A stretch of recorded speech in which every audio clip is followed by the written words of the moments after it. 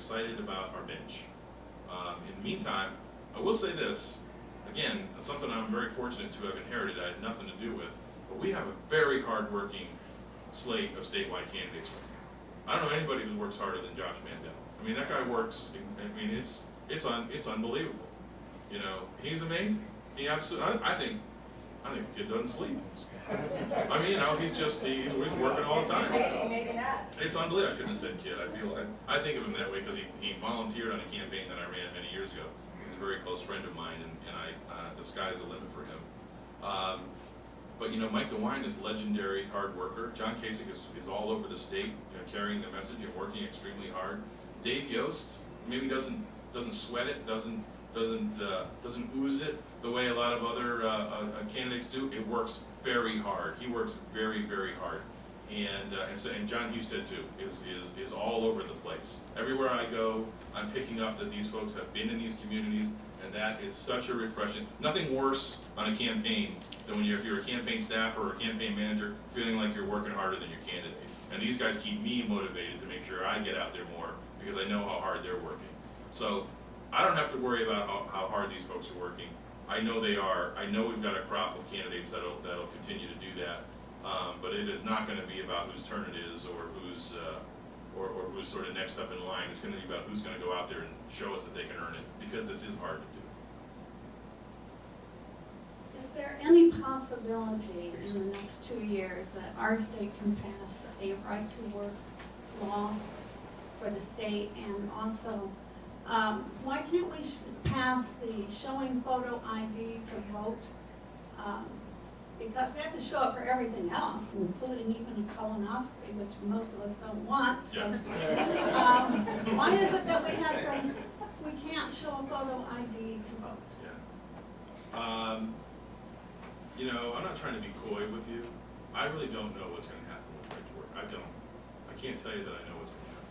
I know a lot of our leaders are worried and saw what happened in 2011 with the Senate Bill 5, the Issue 2 campaign, and it's got some folks worried about, you know, put right to work on the ballot. $50 million of union money is going to be spent in these statewide elections next year, and that's, you know, that's just the way that it is. And so where this is going right now, I really don't know.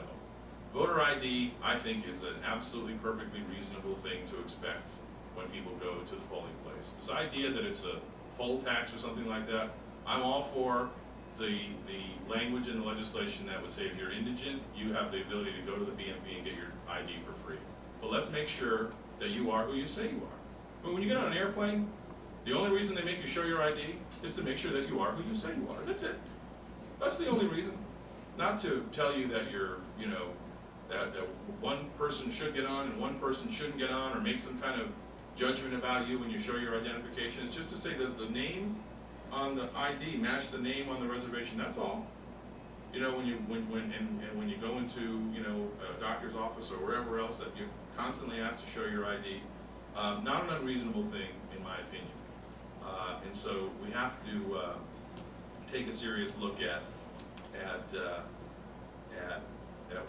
how we can sell it and what we can do to make sure that the Democrats and the media doesn't turn around and try to make it into some sort of issue that we've never intended for it to be, and that, quite frankly, it isn't. You know, my mother lives in Rhode Island. I grew up in Rhode Island. I was one of the guys that got over the wall, one of the Republicans who got out of there. I made it to the relative safety of Ohio, so I feel very comfortable in rooms like this.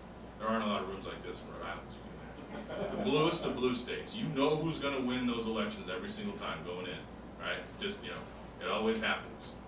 And I would talk to her about what was happening during the election last year. When I talked to her about early voting, she had no idea what I was talking about. Early voting, vote by mail, what? And if she shows up at a polling place without her ID, there's no provisional ballot. She goes home until she can come back with her ID. It seems to be okay there because they know the Democrat's going to win. So they don't care. So Dan Rather Reports wasn't broadcasting from Providence, Rhode Island last year talking about how horrible the voter suppression was there because people had to show an ID. They were here in Ohio, where you don't have to show an ID, And we were actually doing things to expand opportunities to the ballot beyond what any other state in the country is doing. But we're the ones getting accused of this. So I'd like to see us get to a point where we are gonna start to have some conversations about real comprehensive election reform, looking at I think it's always a good idea. We pass these bills, they're supposed to have some intended consequences. Creating early voting was supposed to help us drive up turnout. Turnout has gone down ever since we created it. It's not working, and it's costing these counties millions of dollars every year to have to pay for the personnel to staff those voting centers. So cutting it in half, if we do that, that's not disenfranchising anyone. It's giving more people the opportunity. You know how many days of early voting they have in Pennsylvania? Anybody know? None. 0, correct. That's the right answer. Michigan 2, none. In West Virginia, I think they have 3. So we've taken these extraordinary steps, and when we realize that in some cases the desired effect we were hoping for hasn't happened, let's go back and clean this stuff up. And I think when we do that, we're going to take a serious look at voter ID too. I like Tom, but I'm glad you won. Well, thank you. I like Tom too. I like him too, very much. Very great. Mine's more a philosophical question. I think that I see Republicans moving left almost to follow the Democrats who are really moving left. And would that, first of all, am I wrong? I'm happy to be wrong, but it doesn't seem that way. And if I'm right, what would be our better message? I'm not saying there's anything wrong with the message we have now. I never understood what was wrong with our message before. I mean, why wouldn't anyone want to be a Republican? I don't get that. Right. We do have better ideas. Yeah. But what do you think about this everybody moving left, including Republicans? Once again, when you lose a big national election like we just did, it brings out frustrations from folks across the board. And when I go and I meet with groups all over the state, I hear as many people tell me that they think our party has lost its way or lost its values or is becoming or Democrat light or some of the terms, as tell me they think our party has become too strident, and that our party is exclusive, and our party isn't reaching out to people who should be receptive to our messages. And so, somewhere in there lies the solution. That's a complicated, issue to solve. Yes, there are Republicans who think that the way to attract more voters is to get away from some of these social issues and whatnot. Well, my personal belief, my personal opinion, the thing that makes me a Republican probably more than anything else is the life issue. I'm never going to back off of that. I'm just not going to. Now, perhaps there are some things that folks in our party do that bring that issue to the fore when there are other issues that we can be talking about that are more appealing to voters. That, and I think that's a conversation that we have to have. I think that's a conversation that we need to do. At the end of the day, if we get a voter to the poll next year and they start pulling Republican levers, I don't really care why they did it. I want them to do it because I want us to have an appeal that's broad, that makes folks understand that, yes, we're going to have differences on some issues. We are going to. What other industry is there in the country, in the world, where you give a group of people as diverse socially, economically, ethnically, etc., as Americans, and you give them 2 choices about something, and you got to stuff everybody into one bucket or the other. Unfortunately, too many people in 2012 chose option 3, which is don't bother with either one of those 2 buckets. We have to make our bucket more appealing. We have to make our party more appealing so that more people want to come to our messages. And I just think, like you said, I can't understand why people don't understand. We're the party of opportunity for everyone. We're the party of creating jobs and making sure that people can get up and go to work and not have to worry so much about these sorts of things, and we know that these government programs are not the answer. They're demonstrably the wrong answers, and so we fight to make sure that we can protect our freedoms and protect our liberties and have our folks live better lives, you know, that way, and lift people up out of the situations that they're in. And so, you know, we're going to have to continue to have that conversation. We're going to have to figure out how we appeal more to more voters, and this Republican brand, unfortunately, has been very badly damaged over the last several cycles. That's something that I certainly have to, you know, work on how we resolve and how we fix. I really very much believe this. I hope I'm not Pollyanna about this, I really do. I think we fix it by making sure that we're talking to voters, maybe sometimes voters who might not necessarily be with us, about our values and our principles. Again, those two things don't have to be mutually exclusive. You go into these communities, talk to these voters we haven't talked to now for decades, if not generations, and say, here's why our ideas are better for your families than their ideas. And if we start to do that, I think we'll start to do better, and I think we'll start to win. This is our last question. Excuse me. Sir, real quickly, and in part to talk about what the first question was about. It is your job to win elections. It is not your job to win primaries. When you preordain someone in a primary, that gives that primary candidate an unfair advantage over the other people running in that primary. It is our job, the people, the voters, to select the best candidate from that group in the primary. And once we ordain that individual, then it is your job then to step in and fight tooth and nail to get them elected.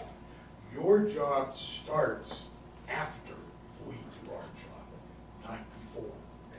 And I want to hear from you that you will stop preordaining candidates and give these primaries a free, open shot and let us pick the candidate.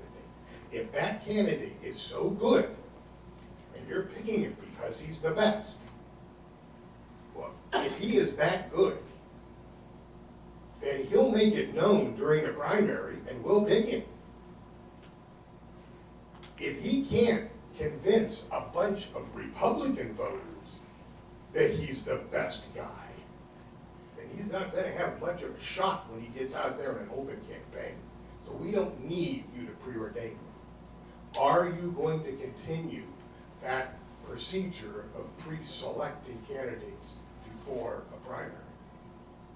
Well, sir, with all due respect, and Jim can attest to this, our parties, the Ohio Republican Party's party rules and party bylaws prohibit endorsing in primaries.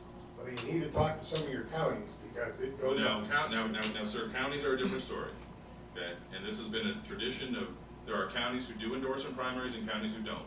I grew up and lived and worked in local politics in Franklin County, where the tradition has always been to endorse in primaries. And that's part of the process of winning an election that I have helped many candidates get through. Some counties do not endorse in primaries. I think maybe Hamilton County doesn't endorse in primaries. There are some other large counties and many of the counties around the state that don't endorse in primaries. That is governed by their own county party bylaws. And those party bylaws are passed by the duly elected representatives of those central committees, and Jim is one of our finest members of the state central committee, and that is a decision for the state central committee. And it is in fact the history and the tradition of the Ohio Republican Party not to endorse in primaries. What our bylaws say is that we may endorse in a primary for an incumbent. And I'm very committed to the concept that our incumbent candidates who have been building a strong record and who have been raising money and have been preparing campaigns and candidates deserve the consideration of our committee to get an endorsement, because what that endorsement then means is that they have access to party resources so that they can get their campaigns up and running. Mitt Romney's hands were tied between June and the convention, which didn't end until September 1st, and he couldn't spend any money because he didn't have the party's endorsement, which is what the National Convention does for him. In that period of time, he lost that election because Barack Obama lowered the guns and unloaded negative ad after negative ad after negative ad because he didn't have the access to his post-primary dollars that he had raised. And the Democrats didn't have to spend any primary dollars, so they had a huge war chest, and they tore this guy asunder. And so I would be derelict in my duty if I allowed those kinds of things to happen to our candidates moving forward. I want them to be able to have access to party resources to defend their records, to make sure that we keep these folks moving forward. I can understand the use of that in a incumbent, Yes, sir. but we've all seen, whether it's official or not, Yeah. we have all seen that candidates are obviously preordained. And certainly we've had that at the county level. We have certainly had it in statewide campaigns, whether it's been official or not. Mhm. And we have certainly had it in federal campaigns. As the gentleman initially pointed out, we've had Bob Dole, and we've had John McCain. It was no question that Romney was the party's selection from the very beginning. Whether he was officially endorsed and whether he could officially have access to the money, it was pretty apparent he was the selection. Yeah. And last thing, and I'll get off that real quick because we're out of time. We talk about fighting back. Yeah. You betcha. I'm glad to hear you want to do that. Yes, sir. But we need to not only hold the media's feet to the fire and the Democrats' feet to the fire, we need to go to some of our own people that we have elected and have in office Yeah. and hold their feet to the fire. No question. We have 2/3 of the state that went to the polls and said, we don't want Obamacare, and we passed a state constitutional amendment to stop Obamacare, and we have a governor that wants to pass Medicaid expansion. You say you don't know what we're gonna do about it. I know what we're gonna do about it. We should be telling them to stop. That's exactly what you should be doing about it. 2/3 of the people in this state said no. This man should not be pushing for it. Thank you. I appreciate that. Let me just clarify again, one more time, and Jim knows, because this has been an ongoing discussion of our state party. Our state party is prohibited by its bylaws from endorsing in primaries. Okay? So that is I just want to make sure that that's clarified. We don't do that. We don't get involved in that. I've never been involved in one, so I'm not, going to be involved in them, now, because that's what our party bylaws, absolutely say. And yes, we need to fight back. What I have, one of the truisms, so many of these things in politics are shades of gray. One of the things I can tell you without any shadow of a doubt, beyond a shadow of a doubt, is the media loves nothing more than watching two Republicans fight each other. They love it. And they love to point out how we're divided and we're fighting each other and we're out of touch with the mainstream of Americans and whatnot. And another reason I want to have conversations in rooms like this, because I get this feedback and I do take it back. Trust me, I take it back to the governor's folks and I talk to them about what I hear. I do.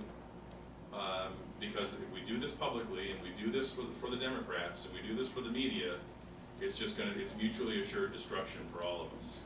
So family fights can sometimes be the ugliest fights. I think we all know that. You might say something to a family member that you'd never say to someone you barely even know, but at the end of the day, you're still family.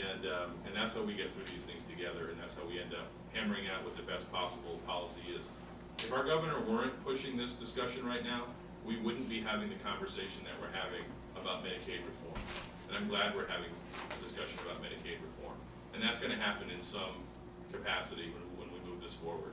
So without that robust policy discussion, we wouldn't be hammering out the best possible solution by the time it's all said and done. To me, that's not a symptom of the process being broken. That's how the process works. That's how I want it to work.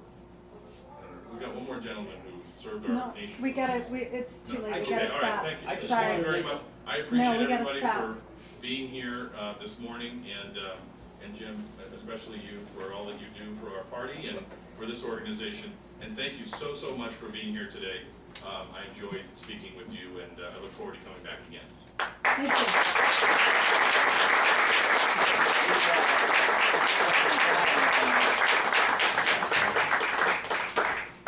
Thanks, Matt. Appreciate your insights and your comments. A lot of times you expect a chairman to be some really, really rich guy who's the state chairman because he can afford to be. Or he's a politician between gigs as a representative or a senator or something else. And Matt instead is a party man. Thoroughly familiar with the mechanics of operating a party and winning elections. That's a nice idea, to have a party chairman who can win elections. We do that here in Medina County too, and it's nice to have it at the state level as well. One observation that just kept flying through my head, you know, we keep talking about the uneven playing field with the more liberal versus more conservative Republican candidates. And I think the word came up of litmus test, and there's one litmus test we might want to consider. The last two Republican candidates were endorsed by the New York Times. I think that gives us a clue who should not be. The other thing is, if you look at what was going on throughout that last presidential primary season, one who ended up being the nominee never, I don't believe, broke 45%. That means the majority was somewhere else. And that majority that was somewhere else was always split between